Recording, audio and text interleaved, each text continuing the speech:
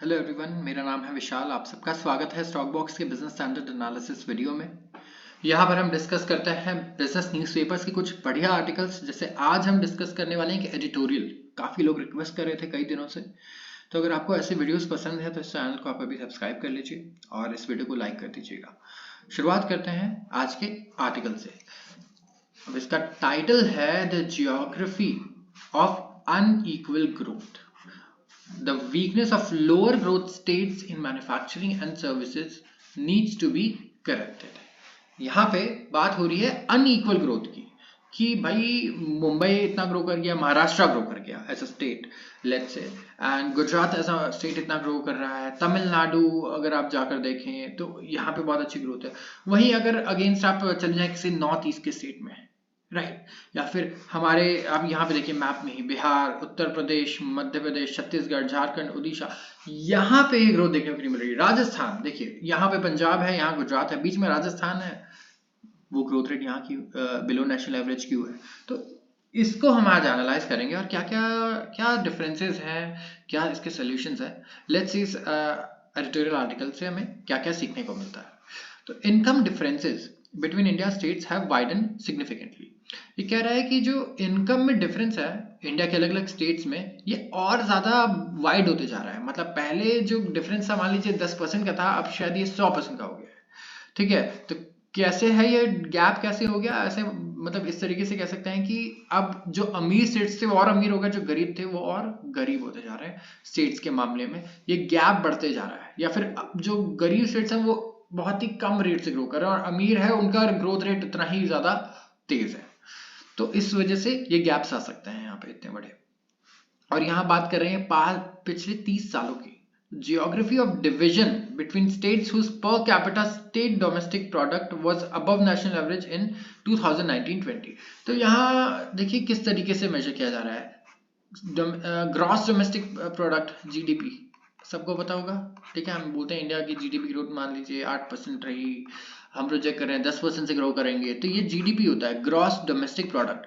States को भी हम उसी तरीके से मेजर करेंगे, इसी बेंचमार्क पे, ये बस यहाँ एस लग जाएगा। ठीक है, तो स्टेट ग्रॉस डोमेस्टिक प्रोडक्ट, यहाँ पे एसडीपी यही है, स्टेट डोमेस्टिक प्रोडक्ट। ठीक है, तो यहाँ पे आप देखिए बात हो रही है कि अगर आप जियोग्राफी देखें डिवीजन की बिटवीन स्टेट्स जिनका पर कैपिटा एसडीपी नेशनल एवरेज से ज्यादा है, एक तो नेशनल एवरेज से ज्यादा और एक कम, वो यहाँ पे आपको क्वाइट क्लियर दिख जाएगा। ये कह रहे हैं आगे एनालिसिस में। तो हायर इनकम स्टेट्स हैं, ये साउथ में है, वेस्ट में है, नॉर्थ वेस्ट में है। लोअर इनकम स्टेट्स की जियोग्राफी, यहाँ सिर्फ जियोग्राफी की बात हो रही है। लोअर इनकम स्टेट्स एक तो नॉर्थ में है, सेंटर में है और ईस्ट में है। आप मैप देखिए, येलो कलर वाले आप कह सकते हैं नेशनल एवरेज से कम ग्रोथ वाले हैं, और ग्रीन नेशनल एवरेज से ज्यादा ग्रोथ वाले हैं। ठीक है, तो किस तरीके से यहाँ देखिए अच्छी ग्रोथ स्टेट्स में उत्तराखंड, हिमाचल प्रदेश, पंजाब, और ऊपर हमारा हरियाणा, चंडीगढ़ आता है। ठीक है, और इसके अलावा सारे आते हैं बिलो नेशनल एवरेज। 1990 से 91 per capita STP higher income states की थी 1.7 times that of lower income states. मतलब कि पर कैपिटा एसडीपी अगर आप देखें, हायर इनकम स्टेट्स मान लीजिए ये हायर इनकम स्टेट्स हैं, ठीक है, तो पर कैपिटा एसडीपी करीब कह सकते हैं 70% ज्यादा थी, जो अच्छे हाई ग्रोथ स्टेट से लोअर ग्रोथ स्टेट से। तो यहाँ पर कैपिटा की भी बात हो रही है, ध्यान रखिएगा। और 2019-20 तक ये हो गया है 2.5 टाइम्स, अब ये बढ़ गया है, 150% का गैप है। तो एक जो पुअर स्टेट है और एक अमीर स्टेट या हाई ग्रोथ स्टेट और एक लो परफॉर्मिंग स्टेट है, इन दोनों के इनकम में पर कैपिटा एसडीपी में इतना ज्यादा फर्क पड़ गया। तो पर कैपिटा एसडीपी कुछ नहीं होता, टोटल जो जीडीपी है स्टेट का, सिंप्लीफिकेशन के लिए मैं एसजीडीपी लिख देता हूँ, और टोटल पॉपुलेशन जो है उससे आप डिवाइड कर दीजिएगा तो वो पर कैपिटा आ जाएगा। राइट, पर कैपिटा हम किसी भी चीज़ का ऐसे ही निकालते हैं। तो इन दो सेक्टर्स में अगर in two sectors difference and change are even greater. तो मैन्युफैक्चरिंग में रेशियो अगर देखें higher to lower income states का पर कैपिटा एसडीपी, ये बढ़ गया फ्रॉम 2.4 टू 3.6। सेक्टर वाइज भी बताया इन्होंने, देखिए मैन्युफैक्चरिंग में 2.4 से 3.6 हो गया यही पर कैपिटा एसडीपी, और सर्विस सेक्टर में सेम पीरियड में 2 से 2.9। तो जो मेन रीजन है डिफरेंस का, substantial strength in the growth of manufacturing and services in the higher income states in the south west and Delhi and the ones around it. ठीक है, तो ये क्या बोल रहा है कि जो मेन रीजन है for the difference is substantial strength in the growth of manufacturing and services sector. Higher income states जो थी, यहाँ पे मैन्युफैक्चरिंग और सर्विसेज में ग्रोथ बहुत ही ट्रेमेंडस हो गई अगर आप देखें पिछले 30 सालों में, और लोअर इनकम स्टेट्स में ये हो ही नहीं पाया कि पिछले 30 सालों में बिहार में कितनी कंपनियां खुली हैं, झारखंड में कितनी कंपनियां खुली हैं, झारखंड और ये तो ऐसी जगह है जो पूरी जितनी इंडस्ट्रीज हैं ये जो चल रही हैं, इन सबको रॉ मटेरियल, सारा रॉ मटेरियल यहीं से आ रहा है। देखिए कितना सारा, मतलब मैं कहूँगा सारा रॉ मटेरियल नहीं आ रहा है, but one of the richest state है हमारा ये। अगर आप मिनरल्स के मामले में देखें, इतना खजाना है जमीन के अंदर झारखंड के पास, बट यहाँ पे ये मैन्युफैक्चरिंग नहीं हो पा रही यहाँ पे, क्योंकि ऑफ कोर्स यहाँ पे रीजंस हैं इनके भी। ठीक है, जो इंटरनल रीजंस है किसी स्टेट के, जहाँ पे पॉलिटिकल इश्यूज हैं या फिर नक्सलवाद का इशू है जैसे झारखंड में रहा है, तो ये ऑफ कोर्स बहुत ही बड़े रीजंस हैं जिसकी वजह से ये हो सकता है कि इसके पास जमीन में खजाना है, लेकिन ये खजाना सिर्फ यहाँ से माइन कर लिया जाता है और ये जाता है यहाँ पर, यहाँ ये प्रोसेस होता है, चीजें मैन्युफैक्चर होती हैं, और इससे इन स्टेट्स का देखिए कितना फायदा होता है कि ये सारे हाई ग्रोथ स्टेट्स में आते हैं। और आज झारखंड जैसे, और छत्तीसगढ़ को भी, मैं खाली एक स्टेट का खाली एग्जांपल दे रहा हूँ, लेकिन छत्तीसगढ़ देखिए, एमपी देखिए, सारे बहुत ही बढ़िया इनके पास रिजर्व्स हैं, सब कुछ है, फिर भी इतने इश्यूज हैं कि लो ग्रोथ में ही रहते हैं, लोअर इनकम स्टेट्स में ही रहते हैं। तो यहाँ पे एक रीजन ये था कि सर्विस सेक्टर और मैन्युफैक्चरिंग ग्रोथ कर ही नहीं पाया, और जहां दूसरी जगह पे बहुत ही ज्यादा तेजी से ग्रो कर गया। तो these days there is great deal of emphasis on substantially raised investment in infrastructure in lower income states. Could this make a difference in the growth potential? अब ये क्या बोल रहा है कि ये कह रहा है कि बहुत ही ग्रेट डील ऑफ एम्फेसिस है। एम्फेसिस मतलब आप एम्फेसाइज कर रहे हो किसी चीज पे, बहुत ही ज्यादा इंपॉर्टेंस दे रहे हो जब आप, ठीक है, बहुत इंपॉर्टेंस है कि हम सब्सटैंशियली रेज्ड इन्वेस्टमेंट करें इंफ्रास्ट्रक्चर में लोअर इनकम स्टेट्स में। क्या इससे कुछ फर्क पड़ेगा? एक्चुअली अगर इंफ्रास्ट्रक्चर को देखें हायर और लोअर इनकम स्टेट्स के, तो कोई सिग्निफिकेंट डिफरेंस नहीं है, ये कह रहा है। ठीक है, इनका ये बताना है नितिन देसाई जी का कि डेटा ये कह रहा है कि इनके इंफ्रास्ट्रक्चर में कुछ बहुत ज्यादा फर्क है ही नहीं लोअर और हायर इनकम स्टेट्स के। और इनफैक्ट जो गैंगेटिक स्टेट्स है, जहां से गंगा नदी होकर गुजरती है, इन्हें हम गैंगेटिक स्टेट्स कहते हैं, और अबव नेशनल एवरेज इन रोड लेंथ। ठीक है, अबव नेशनल एवरेज है रोड लेंथ में और रेल लेंथ में भी। मोर ओवर कई सारे हाई ग्रोथ स्टेट्स हैं ये बिलो नेशनल एवरेज हैं। अगर आप तेलंगाना आंध्र प्रदेश को देखें तो रोड लेंथ में, ठीक है, और महाराष्ट्र, तेलंगाना, कर्नाटका रेल लेंथ में इनसे पीछे है। तो इंफ्रास्ट्रक्चर की तो कमी यहाँ लग नहीं रही। ठीक है, तो देखिए कि एन एरिया ऑफ इंफ्रास्ट्रक्चर जहाँ पे कोई सिग्निफिकेंट डिफरेंस हो सकता है पर कैपिटा पावर अवेलेबिलिटी में, ठीक है, वो सिग्निफिकेंटली बिलो नेशनल एवरेज है। पावर की यहाँ बात हो रही है। ठीक है, अब यहाँ देखिए, यहाँ डिफरेंस देखने को मिलता है, तो पर कैपिटा पावर जिसे आप कहेंगे इलेक्ट्रिसिटी, ठीक है, तो ये बहुत ही ज्यादा कम है नेशनल एवरेज से। ठीक है, और देखिए ये बात कर रहे हैं गैंगेटिक और ईस्टर्न स्टेट्स। गैंगेटिक जो जहाँ से गंगा नदी हमारी होगी गुजरती है, और ईस्टर्न स्टेट्स जहाँ पे बात कर रहे हैं हम लोग वेस्ट बंगाल और north east states, north eastern states हैं वो। और this is despite the fact that the eastern states are principal source of coal and main input in electricity generation। अब ये सोचिए यहाँ पे पावर सबसे कम मिल रहा है कंपैरेटिवली, ठीक है, इन स्टेट्स को। ये जो स्टेट्स हैं ये स्पेशली ईस्टर्न स्टेट्स अगर आप देखें, ठीक है, ईस्टर्न स्टेट्स जैसे वेस्ट बंगाल हो गया और ये जितने भी हैं, झारखंड हो गया हमारे, ये सारे ये लोअर इनकम स्टेट्स हैं, और यही वो स्टेट्स हैं जहाँ पे कोल सबसे ज्यादा है।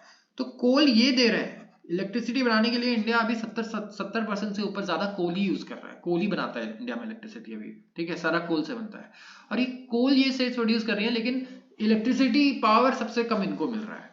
ठीक है, तो ये राइटर का कहना है कि ये एक बहुत ही इंपॉर्टेंट पॉइंट है कि रोड्स और रेल में कई डेवलप स्टेट्स से आगे हैं और हाई इनकम स्टेट्स से आगे हैं, लेकिन पावर में बहुत ही बड़ा गैप है। ठीक है, तो could this difference be explained at least partially by rapid spread of renewable energy power supply, or is it simply a consequence of difference in demand because of higher growth?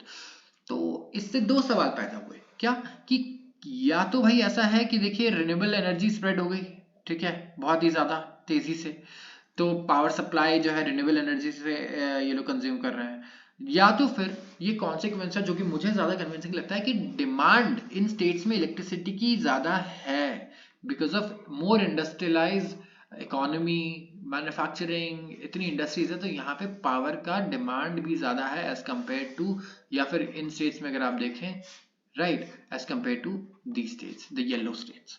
तो most visible difference है lower income और higher states में, वो है entrepreneurship का, जो कि एक आप कह सकते हैं बहुत ही ऑब्वियस फैक्टर है। मुझे लगता है कई लोगों ने सोचा होगा जरूर, क्योंकि यहाँ इंडस्ट्री की भी बात आई पावर को लेके। तो जहां सबसे ज्यादा एंटरप्रेन्योरशिप है वो हमेशा सबसे हाई इनकम स्टेट बनेगा। तो one measure of difference is distribution of organised sector factories. अगर एक सर्वे हुआ था, एनुअल सर्वे ऑफ इंडस्ट्रीज, तो 2019-20 में ASI ने बताया कि जो share of higher income states है in number of factories, fix capital employment, ये था 75%। ठीक है, तो ये एक मेजर है जिसकी वजह से हमें पता लगता है कि ये स्क्यूड जियोग्राफिकल ओवेशन जो है एंटरप्रेन्योरशिप का is the location of richest 100 Indians. अब ये थोड़ा कंफ्यूजिंग हो सकता है, ठीक है, दो चीजें ऐसा लग रहा है मिक्स हो गई हैं। तो ये देखिए, तो एक तो बहुत सिंपल ये है कि ASI annual survey of industry ने बताया कि share of higher income states, green states, हम इन्हें ग्रीन स्टेट्स बोलेंगे, in number of factories, India की पूरी फैक्ट्री उठा लीजिए, फिक्स कैपिटल कितना पैसा लगा हुआ है फिक्स्ड, ठीक है, और टोटल एम्प्लॉयमेंट, ठीक है, इन तीनों चीजों का 75% ग्रीन स्टेट्स के पास है और सिर्फ 25% येलो स्टेट्स के पास है।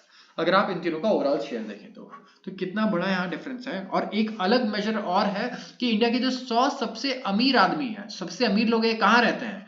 अब ये देखिए 91 जो है, यहाँ देखिए ऑफ 91 रिसाइडिंग इन इंडिया, 87 रहते हैं हाई ग्रोथ स्टेट्स में। तो इंडिया के जितने भी रिचेस्ट 100 लोग हैं उनमें से 91 इंडिया में रहते हैं, और उनमें से 87 हाई ग्रोथ में रहते हैं। सिर्फ 4 ऐसे हैं जो लोग आप कह सकते हैं येलो स्टेट्स में, ठीक है, सिर्फ 4। तो ये भी एक बहुत ही आप कह सकते हैं स्क्यूड फिगर है। तो स्क्यू हम कब कहते हैं, जब हमें दिखता है कि बहुत ही ज्यादा एक बड़ा आप कह सकते हैं कि अगर आप चार्ट बनाते हैं, मैं बहुत ही सिंपल तरीके से आपको समझाता हूँ, अगर स्टॉक मार्केट में स्पेशली है तो आपको पता होना चाहिए। स्क्यूड ग्राफ देखिए ऐसा है कि एक पॉइंट यहाँ दिख रहा है आपको और एक पॉइंट आपको यहाँ दिख रहा है, राइट, ये स्क्यू हो जाता है ग्राफ, ठीक है। इस तरीके से अगर ये ग्राफ बनता है कभी भी आपके चार्ट पे, तो आप देखेंगे ये, ठीक है। तो अलग अलग तरीके से स्क्यूड हो सकता है कोई भी graph, negatively skewed, positively skewed, ठीक है। अगर आप स्टॉक मार्केट पे इंटरेस्ट रखते हैं तो आप जरूर पढ़ेंगे, अगर आप MBA कर रहे हैं, CFA कर रहे हैं, या फिर आप 12th में भी, मुझे लगता है कई लोगों ने शायद पढ़ाई की होगी स्क्यूनेस की। तो स्क्यूनेस डेटा का क्या होता है, जब यहाँ पे ना आपको देखेंगे कि डेटा में ऐसा है कि मीन लेट्स से एवरेज 10 है और 1 लाख डेटा है, लेकिन यहाँ पे आपको कुछ ऐसे पॉइंट्स मिलेंगे जो यहाँ पे सीधा 99 है, या आप कह सकते हैं 2000 है, ठीक है। तो ऐसा जब डेटा हो कि एक 10 और एक एवरेज 10 है और ये 2000 पहुंच गया है, ठीक है, एक दो खाली आउटलायर जिसे हम बोलते हैं, ठीक है, तो स्क्यूनेस हो जाती है। तो यहाँ पे स्क्यूनेस क्या है कि भाई यहाँ पे 87 सबसे रिचेस्ट लोग 91 में से, ठीक है, सिर्फ ग्रीन स्टेट्स में रहता है, और सिर्फ 4 लोग हैं जो रिचेस्ट में आते हैं और रहते हैं येलो स्टेट्स में। तो क्यों नहीं रहना चाहते हैं, क्यों इन्हें अपॉर्चुनिटी नहीं दिख रही है अभी भी येलो स्टेट्स में? क्योंकि कोई भी रिच आदमी है, ठीक है, ऐसा तो नहीं है कि वो लोग यहाँ से नहीं है, यूपी से नहीं है बिलियनर्स, MP से नहीं है, छत्तीसगढ़ से नहीं है, बिहार से नहीं है, झारखंड से नहीं है, बंगाल से नहीं है, this is not possible, but they are still living somewhere else.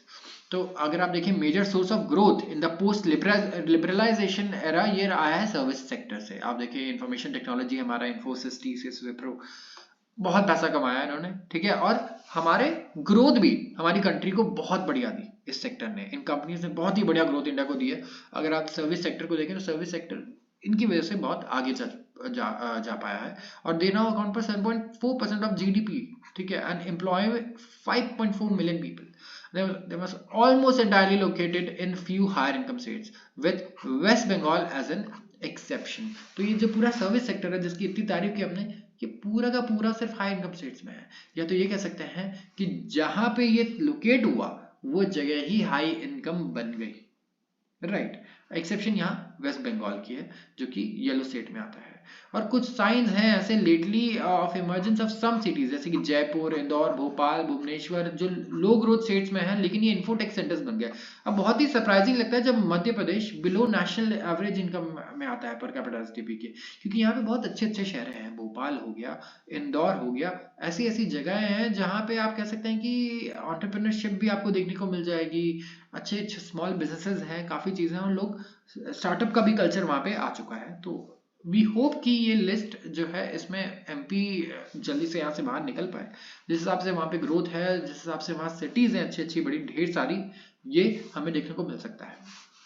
Principal explanation जो है ये वाइडनिंग डिफरेंस इन द पर capita SDP lies in the fact क्या द पोस्ट लिबरलाइजेशन 1991 में जो लिबरलाइजेशन एरा था यहाँ पे मेजर शिफ्ट हुआ in investment from public sector to private sector. तो 1990 से 91 अगर आप देखें टू 2019 टू 2020 जो शेयर ऑफ पब्लिक सेक्टर है ग्रॉस फिक्स कैपिटल फॉर्मेशन में it has fallen from 40% to 23%। तो बिटवीन 1990-91 से लेके 2019-20 तक जो शेयर है पब्लिक सेक्टर का ग्रॉस फिक्स कैपिटल फॉर्मेशन में ये 40% से सिर्फ 23% पे आ गया है। प्राइवेट सेक्टर का आप देखिए ग्रोथ क्या ग्रॉस फिक्स कैपिटल फॉर्मेशन देखेंगे 18% से 38% है। ठीक है, तो ये बहुत ही लो साइड डिस्ट्रीब्यूशन है लार्ज एंटरप्राइज एंटरप्रेन्योरल कैपेसिटी का प्राइवेट सेक्टर में।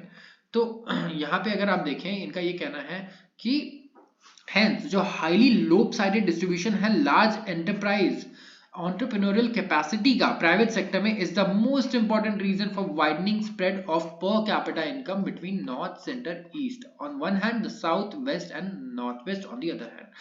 अब देखिए पब्लिक सेक्टर एंटरप्राइज में जब सारा इन्वेस्टमेंट होता था, जब 40% शेयर था एक टाइम पे, तो क्या होता था गवर्नमेंट ऐसे डिसाइड करती है कि ये जगह बहुत पुअर है, यहाँ पे हम कंपनी खोलते हैं, वो प्रॉफिट के बारे में नहीं सोचती। लेकिन प्राइवेट कंपनीज हमेशा प्रॉफिट के बारे में भी सोचेंगी, राइट, क्योंकि वो पैसा लगा रही है इतना जो डूब सकता है और कई लोगों का पैसा है, रिटेल इन्वेस्टर्स का भी पैसा है, तो कोई भी नहीं चाहेगा कि ये डूबे। तो वो ऐसी जगह चूज करेंगी जहां पे उन्हें ऑलरेडी बहुत कुशन मिल रहा हो, काफी अच्छी लोकेशन हो, एयरपोर्ट हो, माहौल बहुत अच्छा हो, हाई स्किल लेबर अवेलेबल हो, कॉलेजेस हो ढेर सारे, वहीं प्लेसमेंट के लिए बच्चे भी मिल जाए तुरंत, ठीक है, इंटर्न्स मिल जाए काम करने के लिए, ये सारी चीजें, और साथ में सिटी का एक ऐसा इंफ्रास्ट्रक्चर हो जहाँ पे पावर सप्लाई अच्छी हो, कंपनी जनरेटर पे ना चले, ठीक है, ये सारी चीजें देखती है। तो ये आप कह सकते हैं एक पब्लिक सेक्टर कंपनी नहीं देखेगी, ठीक है, और इतना एम्फेसाइज नहीं करेगी इस पे जितना एक प्राइवेट कंपनी करेगी। ये प्राइवेट कंपनी को ये नहीं मतलब है कि ये जगह गरीब है, यहाँ पे गरीबी है यहाँ पे, या फिर बहुत ही अच्छे अमीर जगह है, राइट। उन्हें मतलब ये है कि अगर हम 100 रुपये इन्वेस्ट कर रहे हैं यहाँ से, तो क्या हम यहाँ से 120 रुपये 140 रुपये निकाल पाएंगे साल में, ठीक है, उन्हें इससे मतलब है। तो यहाँ पे इसीलिए कुछ जो ऐसे स्टेट्स होते हैं जहाँ पे बहुत बढ़िया अगर उन्हें मिल जाता है एनवायरमेंट, लेट्स से बैंगलोर ही था, तो सारी कंपनीज वहीं शिफ्ट हो गई, ठीक है, उन्होंने और कहीं एक्सप्लोर नहीं किया, क्योंकि वहीं पे एक बहुत ही अच्छा कल्चर बन गया और एक हब भी क्रिएट हो गया। Another important source of difference है ग्रोथ परफॉर्मेंस की, वो है लेबर अवेलेबिलिटी कंडीशन।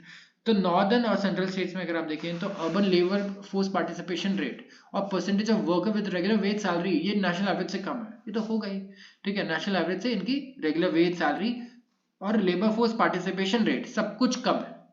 और ये भी नोट करें इन्होंने कहा है कि जो women participation in urban labour force is also below national average, but more than this deficiency what really matters, क्या मैटर करता है, is a vast difference in access to engineering education। 70% of engineering seats India में जो है वो है higher income states में, और ये बहुत बड़ा रीजन है कि उनके पास इतनी कैपेसिटी है कि वो नॉलेज इंटेंसिव जो काम है, हायर टेक्नोलॉजी इंडस्ट्रीज है, ये सारी यहाँ पे काम कर पा रही है, क्योंकि आप देखिए इतने सारे इनके पास कॉलेजेस हैं। 70% इंजीनियरिंग सीट्स आपको ग्रीन स्टेट से मिलेंगी, ठीक है, जो कि आधे स्टेट्स है, और येलो में सिर्फ बाकी 30% इंजीनियरिंग सीट्स है।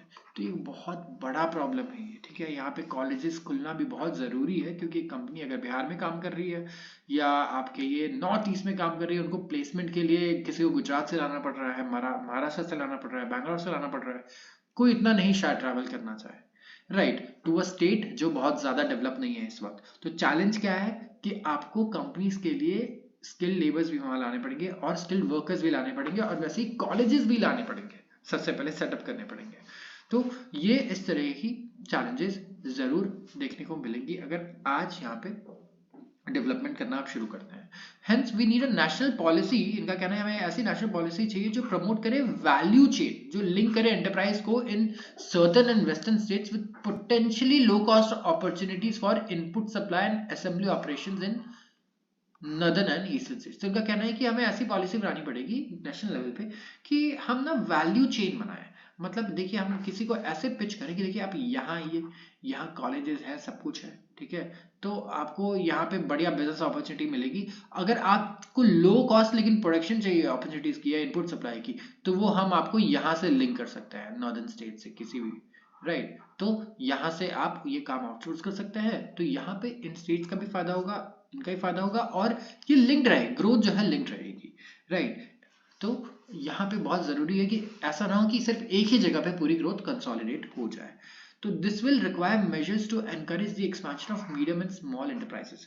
इसके लिए जरूरी ये है कि हम एसएमईज पे फोकस करें, ठीक है, जो कि लोअर इनकम स्टेट्स में लार्ज नंबर में है, ठीक है, और स्किल डेवलपमेंट, इंजीनियरिंग एजुकेशन, ये ऐसी चीजें हैं जिसकी वजह से आप देखिए कि ये स्टेट्स ग्रो कर पाएंगी। अगर ये चीजों पे काम नहीं करते, अगर नई कॉलेजेस नहीं खुलते, तो बहुत एक इशू रहेगा, ठीक है, कि ये सारे स्टेट्स इस तरीके से कैचअप कर पाए जो हाई ग्रेड और ग्रोथ रेट स्टेट्स है उनसे।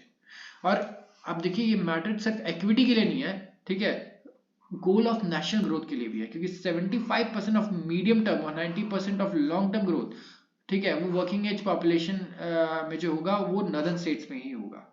तो अगर हम इनकम नहीं बूस्ट कर पाते, ग्रोथ पोटेंशियल नॉर्थ स्टेट्स का, तो यहाँ पे हमारा डेमोग्राफिक डिविडेंड जो है ये बन जाएगा डेमोग्राफिक डाउनफॉल। डेमोग्राफिक डिविडेंड क्या है कि हमारे पास 70% यंग लोग हैं इंडिया में जो काम करने के लिए तैयार है, स्किल है, सब कुछ है, हमें बस उन्हें काम देना है, हमारी इकोनॉमी ग्रो करेगी। ये एडवांटेज डिविडेंड, जब ये एडवांटेज होता है हम बोलते हैं डेमोग्राफिक डिविडेंड। लेकिन अगर यही खाली रह गए तो इनको जॉब नहीं मिली तो बहुत बुरी सिचुएशन क्रिएट हो सकती है एक कंट्री के लिए, जहाँ पे यूथ अनएम्प्लॉयड हो, राइट, बहुत फ्रस्ट्रेशन होगा, क्राइम बढ़ेगा, हर चीज होगा, तो ये डेमोग्राफिक डाउनफॉल भी बन सकता है। तो बहुत जरूरी है कि इस तरीके की नेशनल पॉलिसी बनाई जाए कि हम ऐसा नहीं कि इन्हें फ्री में सब कुछ दे दें, बट हम जो ग्रोथ है उसे लिंक कर पाए दूसरे स्टेट से, कि आप इस स्टेट से ये सेटअप कर लीजिए, यहाँ पे लो कॉस्ट आपको लेट से बिहार उत्तर प्रदेश में लेबर मिल जाए, झारखंड से आप ये आउटसोर्स कर रहे हैं तो यहीं पे छोटा सा एक मैन्युफैक्चरिंग भी सेटअप कर लीजिए, उसके बाद उस प्रोसेस को प्रोसेस करने के लिए आप उसे महाराष्ट्र ला सकते हैं, बैंगलोर ला सकते हैं, तेलंगाना ला सकते हैं। इस तरीके से हमें कुछ ऐसी पॉलिसीज बनानी होगी कि इंडस्ट्रीज को हम दिखाएं कि आपका फायदा कहाँ हो रहा है। हमें बस उन्हें ये दिखाना है कि आपका यहाँ कॉस्ट सेव हो रहा है, यहाँ आपका प्रॉफिट बढ़ रहा है, वो खुद से सारा काम बाकी कर देंगे। तो आज के लिए बस इतना ही। अगर आपको ये वीडियो पसंद आई हो तो जरूर इसे लाइक करें और चैनल को सब्सक्राइब करना बिल्कुल ना भूलें। धन्यवाद।